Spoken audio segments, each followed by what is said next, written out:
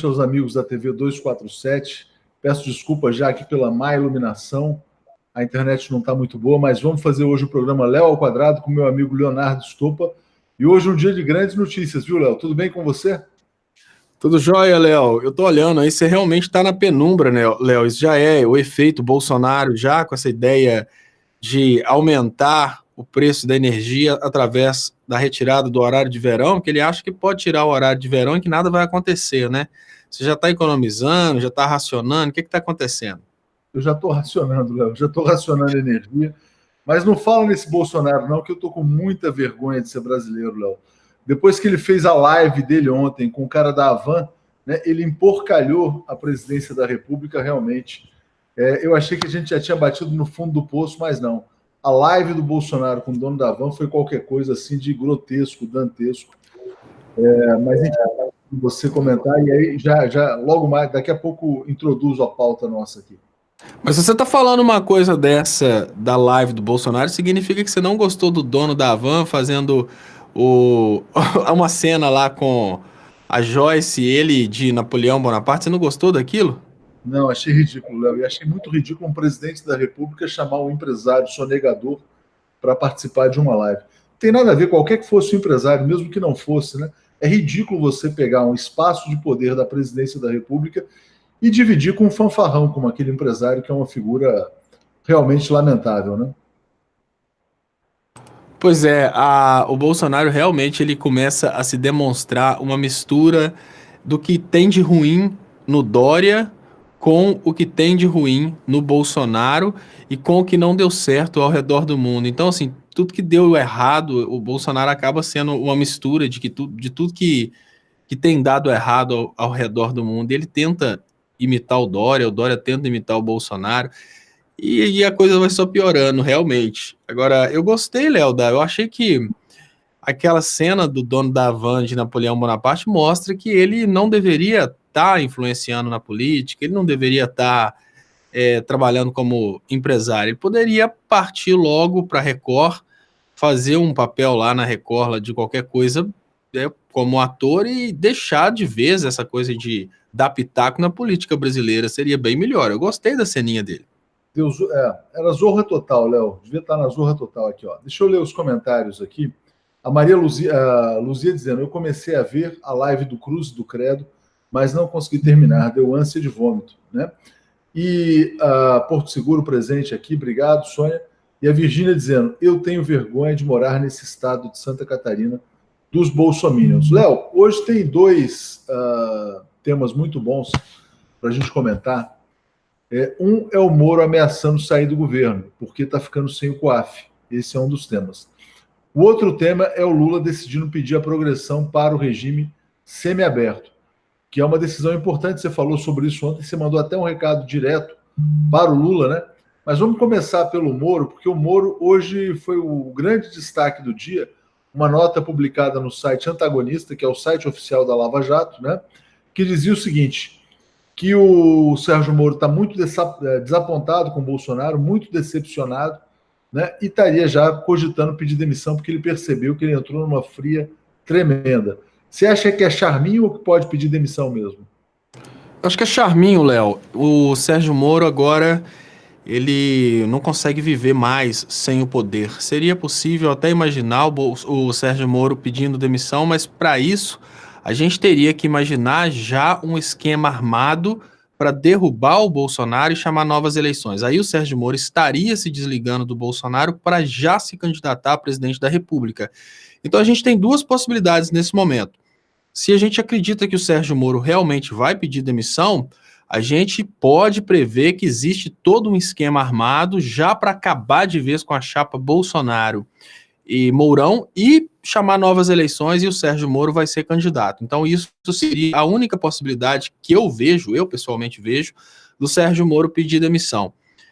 E o outro caso é o Sérgio Moro fazendo o charminho para fazer pressão, porque ele sabe que ele é importante para a popularidade do Bolsonaro, porque a parte do governo, a parte da população que apoia o Bolsonaro é a parte da população que apoia a Operação Lava Jato, é a parte da população que tem lemas e frases do tipo: é melhor dar para os Estados Unidos do que fazer negócios com Cuba. Então, eu não consigo ver uma possibilidade desse Bolsonaro sair do governo, ir para uma realidade de não ter poder institucional, ir para uma realidade de não ter poder nas mãos, de não ter foro privilegiado. Eu acho que o Sérgio Moro só sairia realmente se já tivesse tudo armado para o Bolsonaro cair e a gente ter novas eleições. E para isso o Bolsonaro teria que cair também o Mourão, ou seja, se o Sérgio Moro cogita a possibilidade de sair do governo e não está blefando, esse governo está realmente desabando. E não é um desabando de cai Bolsonaro e entra Mourão. É um desabando de realmente chamar novas eleições. Existe esse, o meu ponto de vista é esse. Então, como eu não consigo ver isso ainda, eu acho que é charminho. O ponto de vista que eu tenho é que ele está fazendo pressão porque ele sabe da importância dele para a popularidade do governo, ele sabe da importância dele para manter essa base de apoio, que é a única coisa que o governo ainda tem, e por isso ele está barganhando para ganhar mais, para ter mais poder nas mãos. Agora, Léo, o pano de fundo para isso é a tal transferência do COAF do Ministério da Fazenda para o Ministério da Justiça. E essa transferência do COAF enfrenta uma resistência muito grande dos políticos em geral, que são investigados, que têm medo de que o Moro crie um Estado policial. Aí o Moro chega e fala o seguinte: não, mas o COAF tem que ficar comigo porque o Paulo Guedes não quer. Né? Mas é assim que se decide, é um ministro que fala assim: eu não quero a Secretaria da Receita, então eu vou dar para o ministro da Agricultura. Aí o da Agricultura fala assim: eu não quero o armazém, então eu vou dar o armazém para o cara do ministro dos Direitos Humanos. Qual é a lógica desse argumento? O Paulo Guedes não quer, então tem que ser meu. A lógica do Moro é muito simples, Léo. Se tem uma estrutura de perseguição poderosa no Brasil, obviamente essa estrutura é o COAF, porque a partir do COAF ele vai ter condições de chantagear praticamente todos os políticos, porque é muita ilusão imaginar que os políticos não teriam se envolvido aí em um ou outro caso financeiro de fraude, ou até mesmo que não seja fraude necessariamente ligada à corrupção, mas alguma fraude financeira.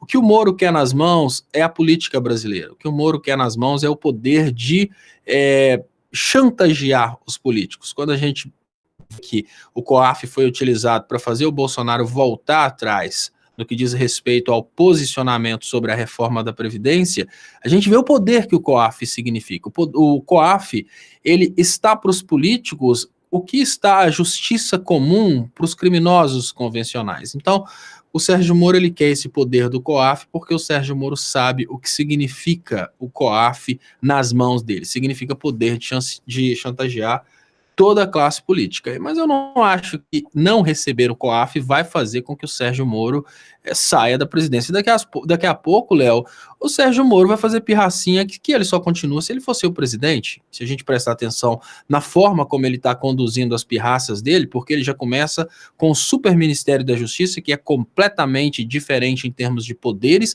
que os ministérios da Justiça anteriores. Agora, na sequência, ele aos poucos vai usurpando prerrogativas, dá pitaco em outros ministérios, já deu pitaco na questão dos impostos sobre cigarro, toda hora traz um pitaco diferente que não é da alçada dele. O Sérgio Moro, o que talvez o Bolsonaro não esteja entendendo é que o Sérgio Moro está querendo talvez tornar-se um presidente por procuração, de usurpar de vez todas as prerrogativas de todos os ministérios. Seria mais ou menos assim: todas as prerrogativas que me derem condições de chantagear, me derem condições de poder, me derem condição de negociar, eu quero. Mas de quais ministérios? De todos. Passe para mim todas as prerrogativas de todos os ministérios, desde que sejam prerrogativas filé. Prerrogativas filé são aquelas prerrogativas que ele pode chantagear políticos, que ele pode decidir para onde vão grandes somas de dinheiro. Aí as prerrogativas ruins ficam nas mãos dos ministros que teriam também suas prerrogativas filé,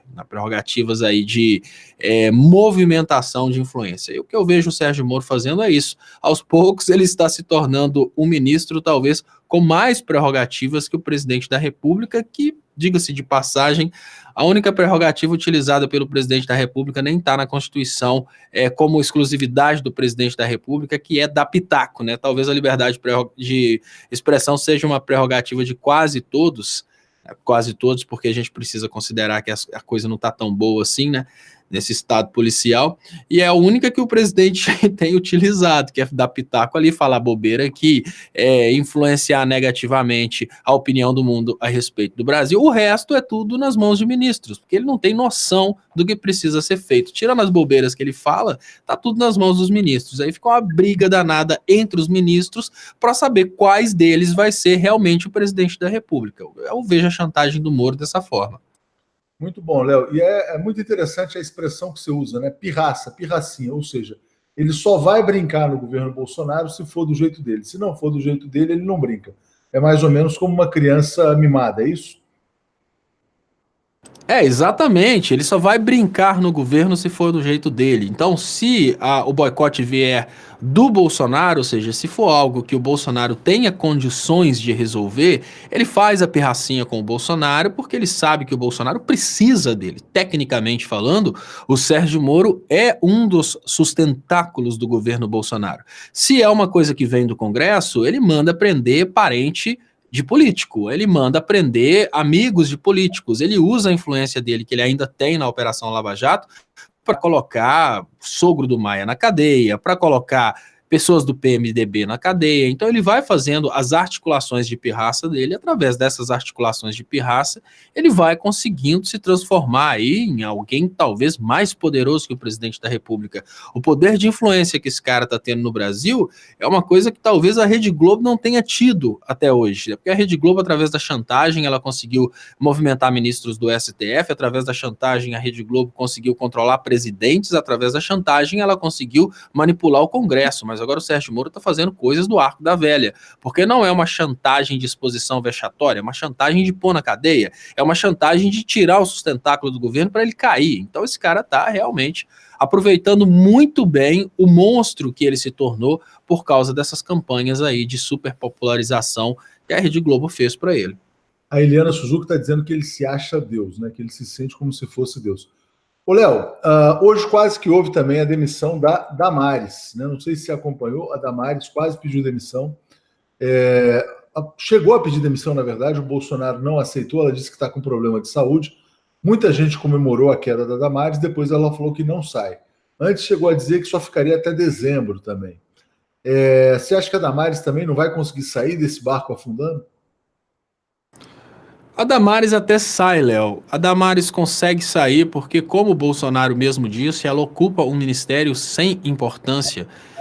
O detalhe é que a Damares ela não é, digamos que, sustentáculo do governo Bolsonaro. Alguém do meio evangélico é sustentáculo. Então, saindo a Damares, o Bolsonaro conduzindo outra pessoa do meio evangélico para continuar no governo dele, para fatiar o governo com as facções de poder que conseguiram eleger o Bolsonaro, tá tudo bem. O detalhe é que existe uma diferença muito grande entre um sustentáculo substituível, que é o caso da Damares, que pode ser substituída por outro representante do meio evangélico, talvez seja a oportunidade para o Magno Malta voltar ao poder.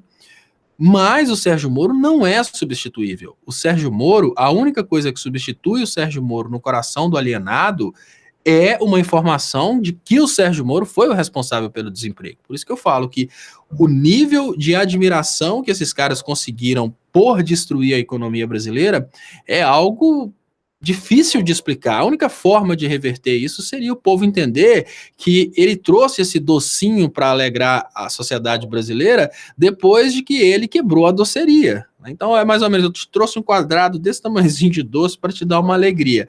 Mas esse doce é resultado de toda a doceria que foi quebrada. Então, se o povo não fica sabendo disso, ele continua tendo esse poder, porque a popularidade dele é maior do que a do Bolsonaro. Isso é o mais importante. Ele é mais importante para o governo Bolsonaro do que o próprio Bolsonaro. Isso a gente precisa admitir. Agora, a Damares não, a Damares é substituível. Ela, se ela quiser sair do governo, ir para o pé de goiaba, obviamente as facções de poder vão substituir a Damares por um outro alienador de mesmo nível de grandeza de alienação. Ela é substituível, ela não trouxe, ela não destruiu a economia brasileira, então ela não tem necessariamente, faz parte disso, claro, mas ela não tem esse protagonismo na vitória dos Estados Unidos contra o Brasil. O Sérgio Moro não, o Sérgio Moro foi um herói de guerra americano, ele conseguiu realmente dar cabo nessa guerra, ele conseguiu realmente ser o general americano que realmente fez o Brasil perder essa guerra. Ele é o cara que conseguiu fazer o Brasil perder o pré-sal, ele é o cara que conseguiu fazer o Brasil perder o posicionamento geopolítico, perder suas indústrias. O Sérgio Moro é um herói americano. Então, tirar esse herói americano do governo Bolsonaro agora é um problema seríssimo. Agora, Damares é só a Damares do pé de goiaba, é só um sensacionalismo para desviar a atenção, desviar o foco, e ela pode ser substituída. Ela sai, aí o dono do posto dela, que é um Malafaia, um Feliciano, ou qualquer um do grupo evangélico, vai e indica outro para ocupar o posto, e o povo não vai sentir isso. Agora o Sérgio Moro, ele tem uma importância muito grande na cabeça do alienado, então ele pode fazer chantagemzinha. Damares não. Damares não vai conseguir. Ela pode até fazer uma chantagem, falar, só continuo trabalhando se tiver um pé de goiaba dentro do meu escritório. Se for difícil colocar o pé de goiaba no escritório dela, ela vai pedir demissão e vão deixar ela sair, porque ela pode ser substituída. Já o Sérgio Moro pode fazer a chantagemzinha dele. Muito bom, Léo, muito bem colocado. E o pessoal, inclusive, dizendo que a Damares, ao sair, ela vai direto para o pé de goiaba também, né? Muita gente falando sobre o Moro aqui, criticando, né, pelo papel que ele teve nessa guerra promovida pelos Estados Unidos contra o Brasil. Jogou várias bombas atômicas aqui no país e aí está colhendo os frutos. Mas tem um ponto, Léo, que eu queria trazer, que é o artigo da Helena Chagas, jornalista pela Democracia. Ela está dizendo que ele caiu na ratoeira, né, que o Bolsonaro armou uma ratoeira para ele. E eu vou te perguntar o seguinte, quem que você acha que é mais esperto? O Moro ou o Bolsonaro? Porque o Bolsonaro é o seguinte, ele não quer que o Moro seja sucessor dele. Ou ele vai disputar a reeleição, ou ele vai tentar colocar um dos filhos no poder, né? E ele sabe que o Bolsonaro, tendo o COAF nas mãos, ele tem todo o caso Queiroz para tomar decisões a respeito do caso Queiroz, ou seja, que é o laranja da família Bolsonaro. Você acha que o Bolsonaro vai ser bobo a ponto de deixar o Moro poder conduzir o processo eleitoral no Brasil, o próximo também? Isso é inevitável, Léo. O detalhe é, lógico, né? A primeira pergunta... O Moro foi muito mais inteligente do que o próprio Bolsonaro. O Bolsonaro, ele inclusive chegou à presidência da República achando que ele teria a menor condição de decidir alguma coisa e de presidir. Eu achei fantástica a educação do Bolsonaro, para quem gosta daquele ato falho ou Freudian slip. Eu acho que nem é ato falho, nem é Freudian slip, não. É uma forma de um grito de misericórdia, de falar, vejam o que eu estou passando. Quando o Bolsonaro disse que o Maduro já não governa absolutamente nada, porque generais do exército estão influenciando e fazendo o Maduro governar da forma que os generais querem, aí tem influência de outros países, então ele faz o sensacionalismo e fala de xiitas, ele está falando da vida dele. O Bolsonaro está falando, vejam, eu estou passando por isso. Se eu estou passando por isso, por que o Maduro não está passando por isso? Então, o Bolsonaro chegou à presidência achando realmente que ele ia presidir. Então, ele foi uma pessoa completamente inocente. Eu tenho certeza que o Bolsonaro hoje, ele deita e pensa, que merda que eu arrumei para mim no momento que eu fui negociar o apoio para ser presidente da República. Obviamente, sem o apoio, sem essa estrutura que abraçou o Bolsonaro na reta final, ele não teria sido eleito, mas ele também não teria sido escravizado. Então, são dois pontos, né? Que se o Bolsonaro coloca isso de um lado e do outro, o Sérgio Moro não. O Sérgio Moro, veja bem, o Bolsonaro colocou o pescoço na forca. É o Bolsonaro que deve guerra contra a Venezuela. É o Bolsonaro que deve o Brasil entregue para Israel e brigando com os países árabes. É Bolsonaro que está colocando a situação dos ruralistas brasileiros na possibilidade de perderem suas exportações, porque eu imagino que os países árabes já estão substituindo importações brasileiras. É um processo que demora a preparação de frigoríficos, mas eu acho que isso vai acontecer a longo tempo. Então, é o Bolsonaro que carrega a reputação da desgraça econômica que o Brasil começa a viver e que, obviamente, vai se agravar se a gente pega detalhes básicos do tipo, olha, é um Brasil que já está tendo uma inflação real, apesar de que o governo possa tentar dizer que não existe inflação. Inflação, para mim, é aumento dos preços. Se os preços estão aumentando, a gente tem inflação, a gente tem um aumento no desemprego e cada vez uma menor projeção de crescimento. Quem vai carregar essa bomba nas costas não é o Sérgio Moro, é o Bolsonaro. Então eu acho que o Sérgio Moro foi um espertalhão, porque o Sérgio Moro carrega todo o caráter punitivista do Bolsonaro, ele carrega toda a admiração dos coxinhas, mas não carrega o fracasso do Bolsonaro. Então, o que vai sobrar para os coxinhas do governo Bolsonaro? A gente continua odiando o PT, A gente continua sendo antipetista e não gostamos de pobre. Só que o Bolsonaro, ele realmente não sabia as coisas, né? É o político mais honesto do mundo, mas não sabia as coisas. Mas a gente tem Sérgio Moro. Então o Sérgio Moro foi muito espertalhão. Ele foi muito estratégico. O próprio Sérgio Moro, ele nem tentou ser candidato à presidência nesse mandato, porque ele sabia que a presidência da República nesse mandato ia ter que pagar dívidas de guerra. Então essas dívidas de guerra ficaram nas costas de quem? Do Bolsonaro. Se o Sérgio Moro for candidato, não há a menor possibilidade ou do Bolsonaro ou de algum herdeiro, algum príncipe brasileiro ser sucessor. Então, essa monarquia, ela vai mudar de família real. Ela vai, sim, ou para uma família real do povo, né, ou para um governo progressista, ou então de direita para direita, que para mim não é direita, e o entreguismo para mim não é direita, mas de entreguismo Bolsonaro para entreguismo Sérgio Moro. Então, o Sérgio Moro, ele foi extremamente esperto e articulador. Ele deixou a casa pegando fogo nas mãos do Bolsonaro. Após o incêndio, ele recebe a casa incendiada e fala: agora vamos reconstruir.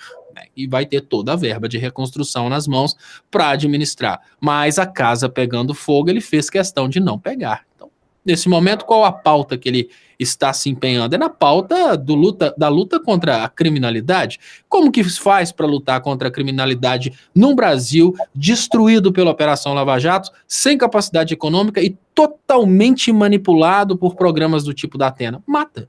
Permite a morte, deixa matar. Isso é necessário para uma pessoa ficar super popular no Brasil.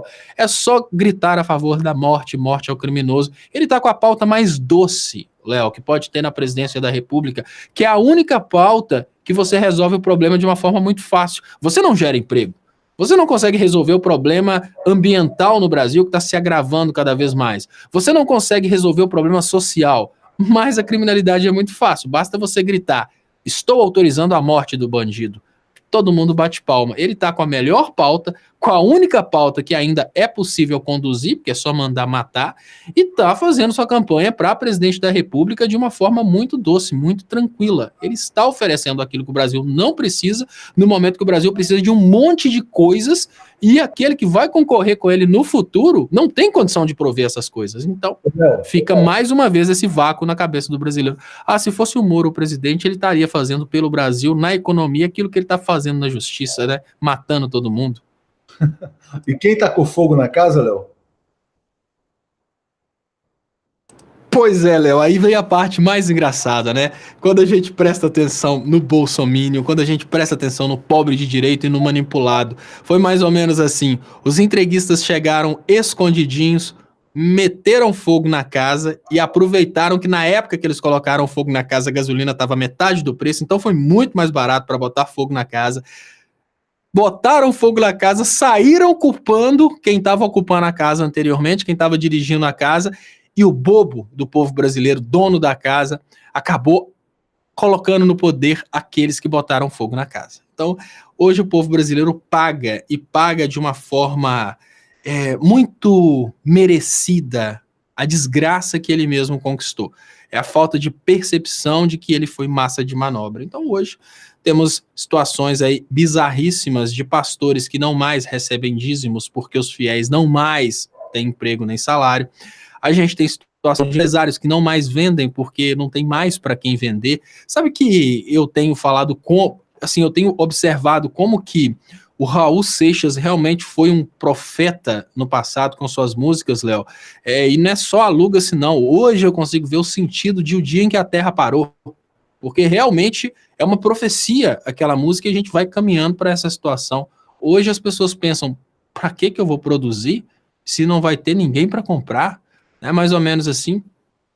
Para que eu vou ganhar dinheiro se eu não vou ter onde gastar? E o povo está parando. O Brasil está parando. Aos poucos. Você até permite que a gente faça um rápido comentário sobre a economia. Saiu a queda da produção industrial, 6,1%. Paulo Guedes está destruindo a economia brasileira. E hoje saiu uma matéria na Bloomberg também dizendo que o motor de crescimento da economia nacional parou, acabou de vez. Não dá mais para religar. Que o Brasil apanhou tanto nos últimos anos, primeiro para gerar o golpe, depois com as políticas do Temer, do Meirelles, agora do Bolsonaro e do Paulo Guedes, que não tem mais como religar o motor. Sabe aquele carro que já está abandonado, avariado? É exatamente o que está acontecendo. Então a queda da produção industrial foi muito grave. O Brasil talvez seja um dos países de pior desempenho econômico no mundo, Léo. E sabe, Léo, que eu tenho falado sobre esse perigo, né? E tem 3 anos, quando a indústria brasileira começou a ser atacada, é muito difícil a gente conseguir levar a palavra da gente para uma quantidade grande de pessoas e pior, é muito difícil a gente fazer com que essas pessoas entendam que a gente não está necessariamente defendendo um político ou um partido, a gente está defendendo uma lógica daquilo que a gente está estudando e a gente pensa, olha, se eu estou estudando isso, eu preciso acreditar nisso e eu preciso defender. Eu falava sobre um dos maiores problemas que o Brasil estava mais ou menos procurando para si, que era o desaprendizado industrial, o que fez com que esse instituto chegasse à conclusão que é impossível retomar a indústria brasileira, é aquela questão de que tínhamos antes uma indústria totalmente conectada, uma indústria que eu gosto de exemplificar falando uma coisa muito simples, era uma empresa que fazia parafusos para outra empresa que fazia uma peça, para outra empresa que vendia essa peça para uma empresa que fazia uma máquina, e agora nós não temos a empresa que faz a máquina, nem a empresa que faz a peça, nem a empresa que faz os parafusos, porque a Operação Lava Jato destruiu essa cadeia produtiva. E o problema, Léo, é que essas empresas não apenas foram desativadas, como as pessoas que trabalhavam nessas empresas, aos poucos, foram se dispersando. Então, se hoje a gente tivesse uma substituição total no poder e a gente tivesse hoje uma política progressista, ainda assim a indústria brasileira teria uma dificuldade gigantesca de retomar a produção. Primeiro porque os antigos demandantes, os países que antes compravam no Brasil, agora substituíram o Brasil, isso é natural. É exatamente para isso que a Operação Lava Jato veio, para que o Brasil parasse de produzir e essa produção fosse absorvida por países que protagonizaram a Lava Jato. A nossa indústria parou de produzir para que a indústria americana voltasse a produzir. E também outros países, obviamente, que têm o capital americano e o capital de Israel. E não apenas a nossa indústria parou de produzir, nós perdemos os clientes, e não apenas nós perdemos os clientes. Aquelas pessoas que trabalhavam nas indústrias, agora elas estão destreinadas, estão divididas e a indústria desconectada. Colocar a indústria brasileira para voltar a funcionar é uma coisa muito difícil. E ter a ilusão que é simplesmente voltar a produzir é a mesma coisa de imaginar que a indústria resume-se simplesmente ao parque industrial. Não é. A indústria é, obviamente, uma conexão de empresas que vai acontecendo ao longo dos anos, e a conexão dessas empresas com o mercado.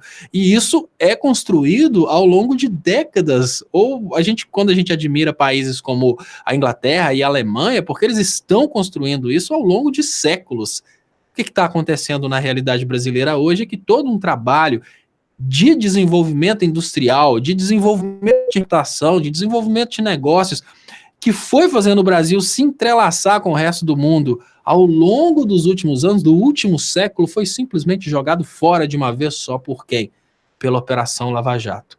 E hoje temos pessoas que admiram a Operação Lava Jato. O Brasil pode até voltar a ter a economia que tinha em 2014. Eu não estou falando do crescimento do PIB de 2014. Isso é possível. O detalhe é ter o PIB de 2014. A gente pode até voltar a ter esse PIB de 2014. Mas nós não vamos presenciar isso, porque não vai ser na nossa idade de vida, a menos que tragam aí uma fórmula da vida eterna. Fora isso, dificilmente a gente vai ver a economia de 2014. Tem uma fórmula assim, fazer de volta o Lula, né? O Lula sabe como fazer, o Lula é a saída, né, para o país. Deixa eu ler o comentário do Jadir Gregório dizendo: sem moral, não tem inteligência intelectual e técnica para ter todo esse poder. É um testa de ferro que cumpre ordens dos Estados Unidos. Globo, bancos. De fato, Bolsonaro é exatamente isso, né? É um teleguiado de fora para dentro, né? Mas tem uma saída e a saída passa pelo Lula. O Lula, Léo, deu uma entrevista hoje para o Kennedy Alencar, jornalista da Rede TV e também da BBC. Fez um documentário para a BBC. A entrevista não foi divulgada ainda, mas o Kennedy revelou no Twitter dele que o Lula aceitou a ponderação dos advogados e vai pedir sim a progressão para o regime semiaberto, ou seja, ele poderá ir para casa. No entanto, ele afirma, só faz a seguinte ponderação: ele não desistiu de provar a sua inocência. É uma boa notícia, não é isso, Léo? Sim, Léo, eu considero uma boa notícia. Agora nós precisamos levar em conta que o Lula ele é uma ameaça muito forte a interesses de grupos bilionários. São grupos que não medem esforços para iniciarem guerras e matarem milhões de pessoas ao redor do mundo por causa do petróleo, por causa da compra de estatais. E matar o Lula é uma coisa que, obviamente, não seria tão difícil para esses grupos se o Lula não for presidente da República ou não for alguém oficial no governo brasileiro, se ele não tiver uma proteção a nível do que ele oferece como risco para aqueles que querem comprar o patrimônio nacional, para aqueles que querem evitar que o Brasil volte a se desenvolver. A grande realidade é que, como a possibilidade do Brasil voltar a concorrer no mercado internacional como estava antes é muito pequena, muito remota, o que sobra hoje como ameaça do Lula é a ameaça de que o Lula não deixe a reforma da Previdência prosperar e a ameaça que o Lula interrompa as privatizações. O grande medo que se tem a respeito do Lula nesse momento é esse. Então, quem que seriam os inimigos do Lula nesse momento? Seriam as empresas que conseguiram tomar o espaço que as empresas brasileiras tinham ao redor do mundo? Não, essas empresas estão tranquilas que elas sabem que é praticamente impossível imaginar que um país que antes negociava com o Brasil e agora está negociando com os Estados Unidos vai voltar a negociar com o Brasil. Isso é ilusão, imaginar uma coisa dessa. As empresas estão tranquilas. Quem realmente pode oferecer alguma ameaça ao Lula são, sem dúvidas, empresas petroleiras, interesses de capitalistas que investem ações em empresas petroleiras e, obviamente, interesses de capitalistas que querem privatizar as empresas brasileiras, porque o Lula é uma ameaça muito grande às privatizações. Isso é uma realidade. Então, o Lula solto, com a liberdade de falar, ele pode converter muitos alienados num pequeno espaço de tempo. Então, esses detalhes me preocupam. Eu acho que, com a liberdade do Lula, tem que nascer também uma responsabilidade da esquerda de fazer um trabalho integrado de desalienação do povo brasileiro.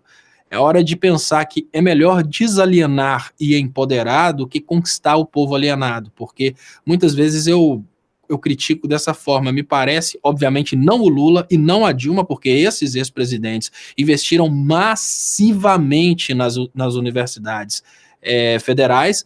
Então, eu não estou falando do Lula, nem estou falando da Dilma, mas me parece que algumas pessoas da esquerda, elas não querem desalienar o povo brasileiro, elas querem conquistar o povo alienado, que talvez seja mais fácil de manusear, de controlar, de moldar. Eu acho que não. É muito mais fácil para o poder financeiro controlar a mente do alienado. Então, não tentem conquistar os alienados. É melhor desalienar, é melhor empoderar, porque aí eles naturalmente vão perceber que o campo progressista representa muito mais os interesses deles. É o exemplo que eu dei. É muito mais difícil de você chegar e tentar vender o sonho americano para um chinês, para um russo, do que você tentar vender o sonho americano para um brasileiro. É por causa da consciência política e da consciência de nacionalidade. Então, essa consciência talvez seja um investimento interessante para esse momento. Ô, Léo, você vê algum risco de que, mesmo Lula tendo o direito, né, garantido por lei, de ter a progressão de pena, de que esse recurso seja negado pelo Supremo Tribunal Federal, ou já está garantido que o Lula vai para casa, na sua opinião? Olha, Léo, eu não vou garantir nada, porque o próprio Supremo já começa a se perceber como vítima da Operação Lava Jato, a próxima vítima da devora internacional, mas se isso tivesse acontecido há 3 meses atrás, eu ia garantir que o Lula ia ficar preso. Eles iam arrumar uma forma de não dar essa progressão de pena para o Lula. Mas agora eu tenho dúvidas, mas se você me pergunta em termos de proporção, eu falo proporção porque a proporção admite uma possibilidade da minha dúvida estar errada, obviamente. Eu tenho lá minhas dúvidas. Eu acho que 80% de chance do Lula não ter essa progressão de pena aprovada. Esse é o ponto de vista que eu tenho. Volto a dizer, o que está em jogo não é o direito do Lula, o que está em jogo não é a lei brasileira ou os direitos fundamentais, não. O que está em jogo não é o processo penal, o que está em jogo é a reforma da Previdência. A questão é muito mais complicada. Então, se me pergunta qual a probabilidade que você vê do Lula ter essa progressão de pena, eu vejo uma probabilidade muito pequena, a menos que a progressão de pena, e o juiz tenha essa liberdade de decidir quais são os limites da pessoa, né?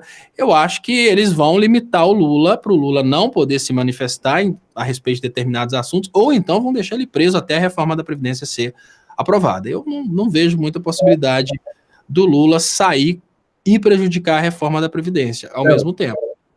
A pista da Lari está dizendo o seguinte aqui: o Lula indo para casa não pode ser preso novamente no curto prazo pelo processo do sítio.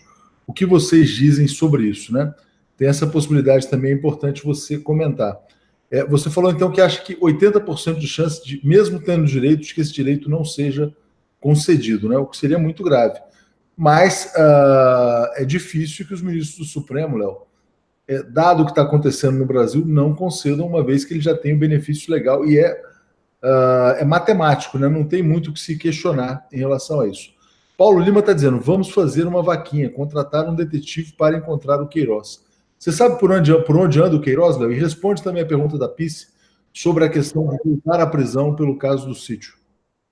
Sim, eu imagino que o Lula vai continuar preso, e eu não imagino que seja necessariamente por causa da questão do STF não ter conhecimentos de cálculos matemáticos. Eu acho que eles vão arrumar uma forma de manter o Lula preso, e pode ser sim por essa questão do sítio. Por que não? Porque já estão correndo, obviamente, para condenar em segunda instância o Lula pela questão do sítio. A gente não vai ter essa... Estranho, né? Quando o STF senta para decidir se o Brasil vai ou não seguir a própria Constituição. Que no caso da prisão da segunda instância, o que eu consigo ver é isso: o STF sentar e decidir se o Brasil vai ou não seguir o que está escrito de uma forma muito clara na Constituição, que é a presunção, o princípio da presunção da inocência. A gente não vai ter essa liberação da presunção da inocência voltar a ser seguida no Brasil. É mais ou menos assim. É muito difícil que a gente imagine que antes da reforma da Previdência, o princípio constitucional da presunção da inocência possa ser realmente aceito novamente no Brasil.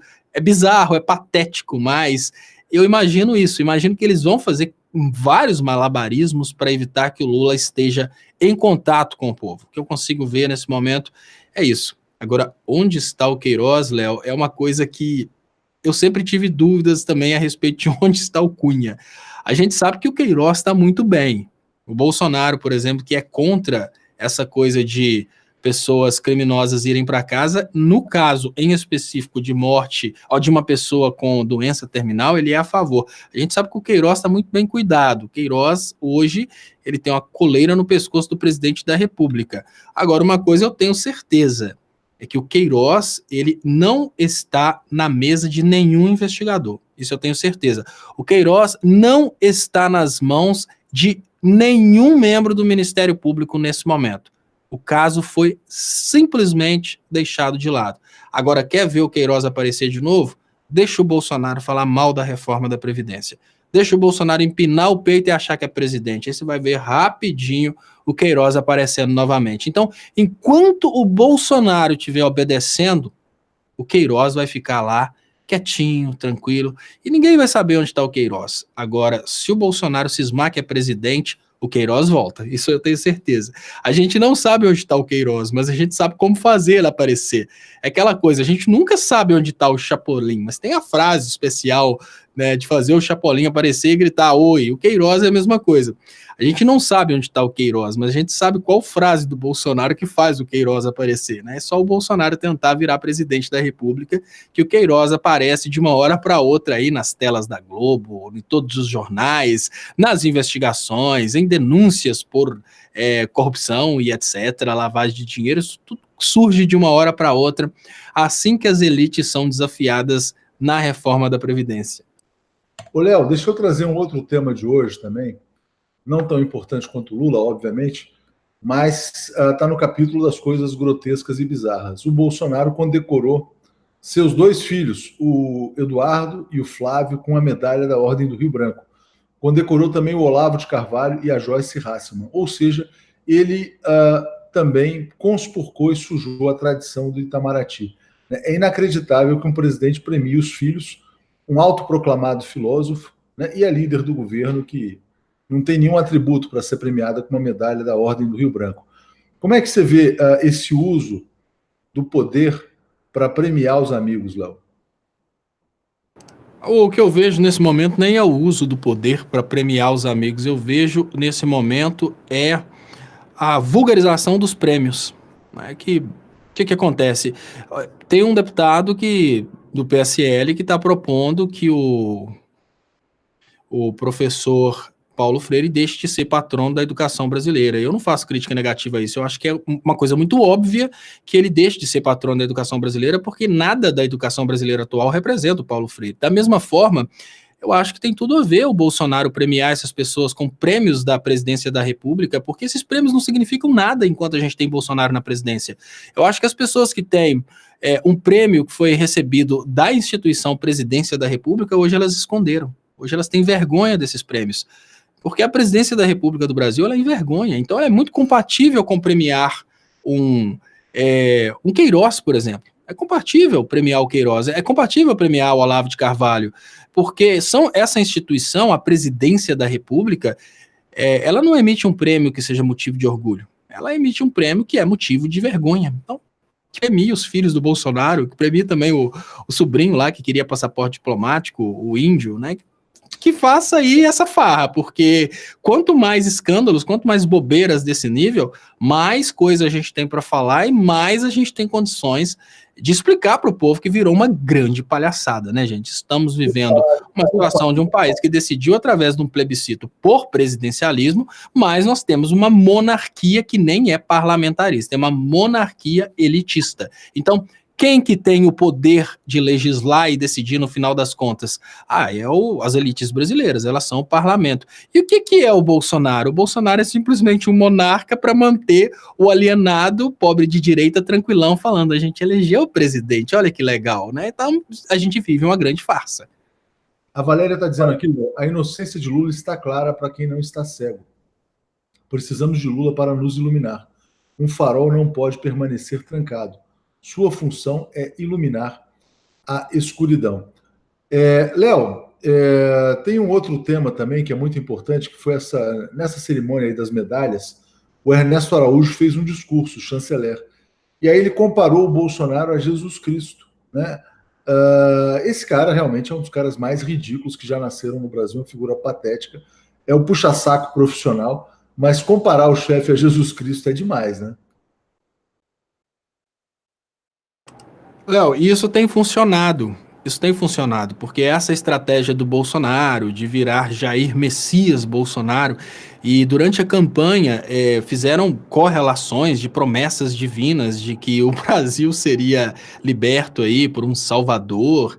Inclusive o Silas Malafaia contou a história de que o Jair foi um rei do passado, que era próspero e subserviente a Deus, em comparação o Haddad era um rei desobediente que levou o povo à miséria. E tudo isso são lenga-lengas que têm funcionado na sociedade brasileira, e esses lenga-lengas só funcionam porque eles encontram um terreno fértil.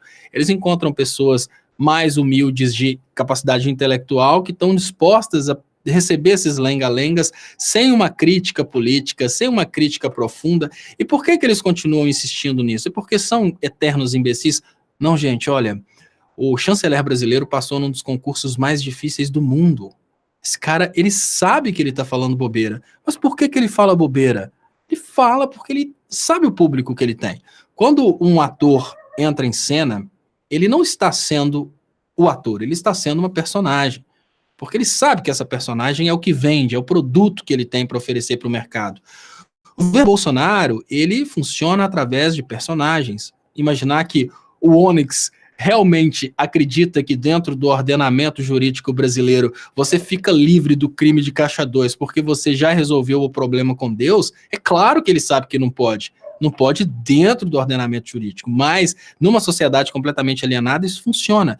Imaginar que você vai criar sensibilização contando a história de que encontrou Jesus na goiabeira, tenta usar isso como uma tese jurídica para pedir, por exemplo, a soltura de um criminoso, que você vai ver que você vai perder, o juiz vai rir, você vai perder. Mas por que funciona? Porque a base de apoio do Bolsonaro é uma base facilmente manipulável. Então, esse constante uso de Deus, de Jesus, de comparar a Jesus, ele funciona muito bem com os alienados. E olha, enquanto a esquerda repudia a utilização de Deus e tenta conscientizar o alienado que eles estão usando Deus de forma indevida, o alienado, ele, pelo contrário, ele sente-se orgulhoso de ver um governo que usa Deus a todo tempo. Porque nas igrejas evangélicas pilantras, Léo, aparece mais aquele cara que grita Deus mais alto. O cara que se mostra mais ferrenho devoto a Deus e que está mais glorificando Deus é o que mais aparece, é o que consegue mais postos. Então aquela frase, né, de não tomar seu santo nome em vão, aquilo lá não é respeitado pelo bolsonarismo e muito menos pelas igrejas malafãs e felicianas. Funciona muito bem para o público dele. Será que ele pensa isso? É claro que não.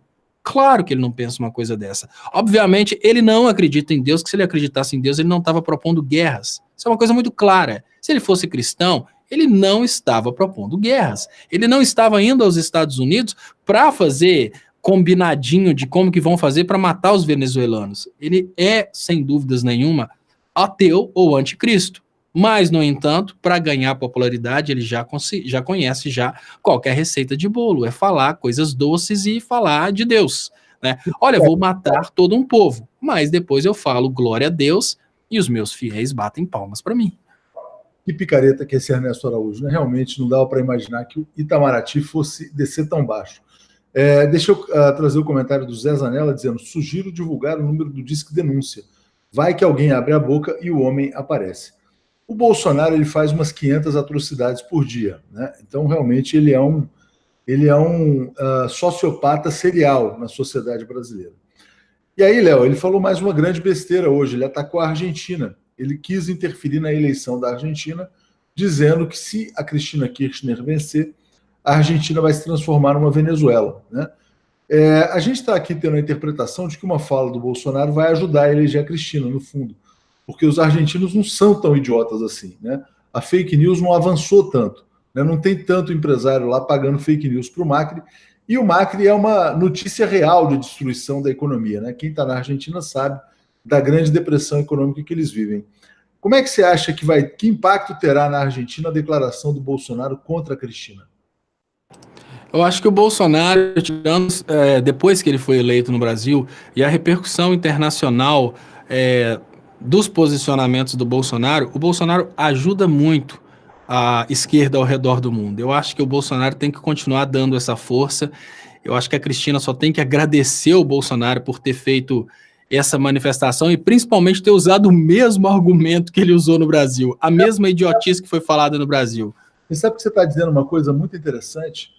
Em qualquer eleição no mundo, a esquerda agora tem uma receita muito simples. Olha, não vamos discutir propostas. Só não vote na direita para não virar um Brasil.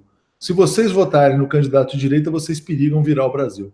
Porque o Brasil está moralmente e economicamente. Então, é muito simples. A Cristina, então, pode dizer: não votem no Macri para não virar Brasil.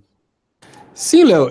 Durante muito tempo eu fiquei falando sobre a história do homem do saco e trazendo o homem do saco moderno. Quando éramos crianças, imagino que você também passou por isso, todas as vezes que a gente fazia pirraça ou fazia bagunça, a mãe da gente ameaçava que ia entregar a gente para o homem do saco, né? No Chaves, o homem do saco é o lata velha. Hoje não existe muito no Brasil essa questão do homem do saco, porque isso era uma realidade de quando a gente era criança, porque a gente tinha aí esses governos loucos no poder e as pessoas realmente passavam dificuldades, moravam na rua e ficavam com saco catando lixo na rua para tentar tirar dali o que comer. Então a gente precisa ter uma versão moderna do homem do saco para tentar incentivar as pessoas. Por que eu estou contando essa história? Porque o bobo eleitor do Bolsonaro que fica falando essas coisas de Cuba, Venezuela e fica falando constantemente de piadinhas relacionadas a qualquer tipo de coisa sexual, eles são uma forma da gente mostrar para as crianças: olha, estude para você não virar isso aí no futuro, né? Então, se você não estudar, se você não se empenhar, você pode virar bolsominion. Então, é o homem do saco moderno. Na versão presidencial, o Bolsonaro é um super homem do saco moderno. O Bolsonaro consegue mostrar para o mundo o que pode acontecer com o país se seguir essas ideias loucas de virar Venezuela e tudo mais. Bomba, Léo, bomba. Tudo bem. Posso falar? Desculpa interromper a história do amigo. Fala que eu fiquei até com medo. Não, mas antes eu vou ler o comentário da Márcia dizendo: um absurdo dizer que ateus pedem por guerras, enquanto nunca vi isso acontecer, esperando um pedido de desculpa. Valeu, Márcia, obrigado pelo superchat. Raimundo Araújo: lembrando a situação em que vivemos hoje, comparando com 79 e 80. Lembro da nossa Assembleia. São Bernardo do Campos, o Vinícius de Moraes, ao lado do Lula, leu um poema operário em construção. Como era diferente, né? Maravilhosa lembrança. Bom, Jair Bolsonaro acaba de cancelar sua ida a Nova York. Ele percebeu que ele é persona não grata, todos os patrocinadores tinham desistido de patrocinar o evento, Delta Airlines, Bain Company, Financial Times. Então, Bolsonaro não pisa em Nova York, onde ele não pode pisar, porque Nova York é uma cidade que valoriza a civilização. Como Bolsonaro representa o colapso da civilização, né, ele é a prova de que a civilização não salvou a humanidade, ele não vai a Nova York receber esse prêmio. Léo, vitória dos manifestantes brasileiros. Queria saudar em especial o DDB, o Defend Democracy em Brasil, né, da Miriam, da Natália, que já falaram conosco, né, pressionaram muitas empresas a cancelar os patrocínios. Aí o Bolsonaro estava bancando o evento, Léo, com o Banco do Brasil. O Banco do Brasil estava comprando mesa em Nova York para garantir esse evento. Então, Bolsonaro barrado no baile, agora é oficial. Ele não pisa na cidade de Nova York, o Brasil humilhado, que é a primeira vez que isso acontece com o presidente brasileiro. Parece, Léo, assim, o que acontecia com ditadores assim muito extravagantes, né? Então, é o que está acontecendo com o Brasil e o Lula preso, né? Então, isso mostra o seguinte: a cada dia que passa, o Bolsonaro se afunda mais, a imagem do Brasil desmorona e o Lula se fortalece. Lula precisa ser solto para salvar o Brasil da destruição dessa palhaçada gigantesca que a gente está vivendo. Léo, comente, notícia importantíssima. Léo, antes de falar do deu ruim, Bolsonaro, deu ruim, Bolsonaro, o mundo sabe o que você é, não adianta. Aqui no Brasil, você fala a língua de um povo muito alienado e é fácil você tentar convencer o povo brasileiro que você é aquilo que você não é e pior, que você não é aquilo que você é. Mas o resto do mundo sabe o que você é e aos poucos o Brasil vai sendo humilhado por ser representado por uma pessoa como o Bolsonaro, que foi eleito. Isso é o mais importante. Não é um ditador que vai fazer o povo brasileiro ser recebido de forma piedosa ao redor do mundo. É um ditador louco que faz uma ditadura por procuração, porque ele não dita nada, ele simplesmente recebe a ordem e redita aquela ordem, e que faz o povo brasileiro se sentir humilhado ao redor do mundo. Mas deixa eu só esclarecer uma coisa aqui. Gente, eu não falei que os ateus são pessoas ruins, é bem diferente. Eu falei que o Ernesto pode ser ateu ou anticristo, mas jamais cristão. Agora, dentro da característica de ateu, encontram-se várias pessoas. Tem o cara que é ateu, pensando que ele acredita que Deus não existe, e ele é do bem. John Lennon. É um cara que realmente lutou de todas as formas para acabar com as guerras ao redor do mundo. Ele fez muito mais pela paz da humanidade do que praticamente todos os cristãos desse século. Mas tem também pessoas, como por exemplo os banqueiros, as famílias de banqueiros, que se dizem religiosos, mas são na verdade ateus e fazem guerras ao redor do mundo. Então eu não falei que todo ateu é Ernesto Araújo, eu falei que o Ernesto Araújo possa ser ateu, que é bem diferente uma coisa da outra, né? Tipo assim, todo produtor de guerras é um ser humano. Todo genocida é um ser humano, mas nem todo ser humano é produtor de guerras ou genocida. Então é diferente. Eu não falei mal dos ateus, não necessariamente isso. Mas esse deu ruim do Bolsonaro, Léo, era inevitável pela questão do brand damage. João do Sertão está dizendo que ateus são da paz. Cláudio Souza: olá, Léo, acho que nosso povo não merece sequer um dia da prisão do Lula. Infelizmente é muito triste, mas é real, né? E a Juliana Neto dizendo: boa noite, meninos. Ernesto Araújo compara Bolsonaro a Jesus Cristo, que Helena se emocionou e chorou no fim do mundo, né? Lula livre pelo amor do povo. De fato, Lula livre. Lula já está livre pelas palavras do Kennedy, né? Está pedindo o regime semiaberto, só para atualizar o pessoal. E a gente tem aqui, grande dia, né? Como o pessoal está dizendo, grande dia, Léo. Bolsonaro barrado em Nova York. Como ele viu que talvez ele tenha recebido a... Olha só, Léo, eu acho que tem até um bastidor nessa história. Era tanta pressão em cima do Hotel Marriott, né? Muitas assinaturas, a petição estava com mais de 50 mil assinaturas quando eu vi de manhã, para que o Marriott cancelasse o evento. Provavelmente o hotel avisou ao governo brasileiro que cancelaria o evento e aí deu ao Bolsonaro a oportunidade de dizer que ele estava desistindo, que ficaria feio, né, o Bolsonaro ser barrado. Então o Bolsonaro vai falar que tem outro compromisso mais importante, agradece muito o prêmio, né, mas eu acho que deve ter acontecido algo, porque todos os patrocinadores estavam pulando fora. Por quê? Porque ninguém quer se associar a uma personalidade de características nazifascistas, né? Então, até o deputado americano falou, bom, qual que é a próxima que o Merritt vai fazer? Vai fazer a convenção do Partido Nazista em Nova York? Então, o Bolsonaro talvez tenha sido alertado e tenha desistido para evitar levar um cartão vermelho que seria mais humilhante. Com certeza. E também tem esse detalhe, né? Quem quer se associar a esse tipo de produto? Bom, falando essa questão de associação, eu vou contar uma história que eu vivi em São Paulo, só para as pessoas terem uma noção do que é se associar.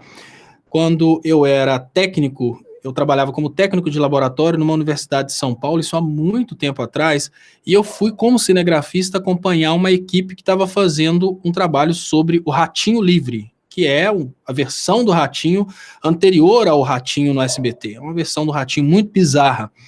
E esse trabalho abordava o Ratinho Livre e abordava outros programas populares, como, por exemplo, o Aqui e Agora. Então, durante a entrevista com o pessoal do Aqui e Agora, eles explicaram que o Aqui e Agora não conseguia, né? Quem lembra do Aqui e Agora era aquele programa de televisão do SBT, que ficava mostrando só coisas bizarras. O Aqui Agora não conseguia investimento, não conseguia patrocinadores, porque ninguém queria se associar àquele produto. Assim como o Ratinho Livre não conseguia patrocinadores, porque ninguém queria se associar àquele produto, era para levantar audiência. Você se associar a um produto bizarro acaba destruindo sua marca. É isso que eu achei muito estranho. Falou, olha, por mais que essas marcas tenham percebido que é interessante, o entreguista é interessante, um presidente do Brasil que está acabando com as empresas brasileiras para que as empresas americanas prosperem, se associar a esse presidente é muito estranho. Então, por mais que possa ser interessante para a Shell, ter um presidente na Nigéria que sacrifica o próprio povo para entregar o petróleo nigeriano para a Shell, para a BP e para outras petroleiras, se associar a esse presidente é muito estranho. É a mesma coisa de dizer o presidente da Nigéria é o presidente da Shell. Então, Bolsonaro é o presidente, por exemplo, da Electrolux. Como assim? É muita loucura se associar a um produto que tem causado vergonha em todos os seus consumidores, né, em todos os brasileiros.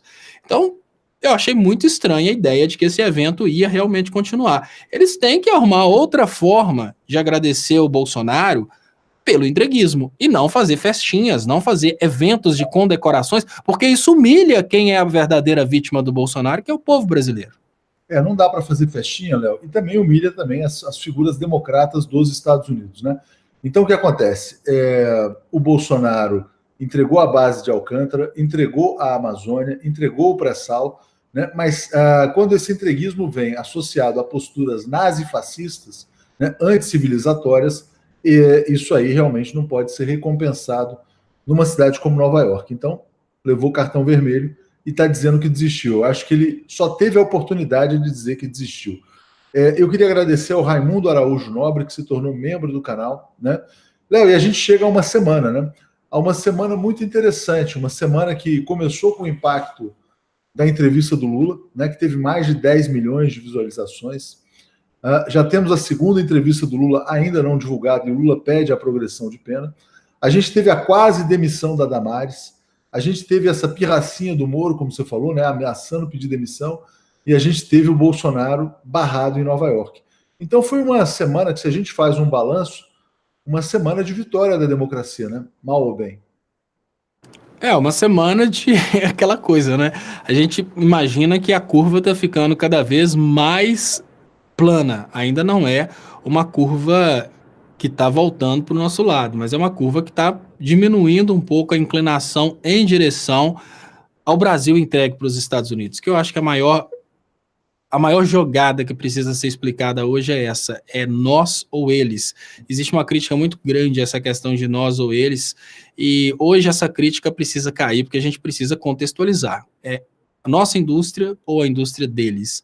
É a nossa prosperidade ou a prosperidade deles? A água é nossa ou a água é deles? O pré-sal é nosso ou o pré-sal é deles?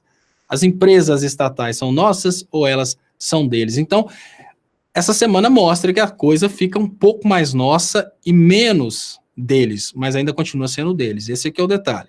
Ainda continua sendo deles e a gente conseguiu diminuir o 7-1, a gente já está com 7-2, está melhorando. 7-2, é isso aí. Léo, eu queria agradecer muito a você, chegamos aqui ao final, pedir as assinaturas, né, em brasil247.com/apoio, pedir o apoio aos jornalistas pela democracia em brasil247.com/democracia e que todos sejam membros do canal para também participar dos nossos encontros regionais. Lembrando que o Léo vai estar em Porto Alegre no finalzinho de maio, né, no nosso encontro. Léo, muito obrigado a você, obrigado a todos, e te passo aí para fazer o encerramento. Muito obrigado, Léo. Muito obrigado ao carinho de todos vocês. Eu peço mais uma vez desculpas para quem não entendeu a questão que eu coloquei a respeito lá do Ernesto poder ser ateu, mas não ser cristão. Eu volto a dizer, eu não falei que todo ateu é um Ernesto, eu falei que é incompatível com o cristão falar o que ele falou. E eu queria encerrar com uma frase muito legal que a Ana Paula trouxe. Bolsonaro comemorando venda de abacate para a Argentina. É patético. Um país como este, reduzido a quitanda. Nada contra a quitanda, a gente pode ser mais. Esse é o detalhe. Não falamos do abacate, né, Léo? O Brasil era uma banana republic, agora é uma república abacateira, é isso? O detalhe não é, a gente não tem necessariamente que falar mal do abacate, que é bom demais, batido de abacate é bom demais, o abacate amassado com açúcar é bom demais, é ótimo, mas a gente pode mais, esse é que é o detalhe.